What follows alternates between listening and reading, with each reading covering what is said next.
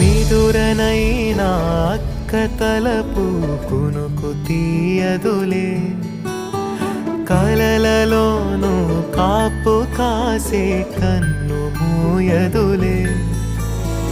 అక్కయే జగమణి బతికేటి తమ్ముడు వీడురా, అక్కనే బిడ్డగా పెంచేటి అమ్మైనాడురా.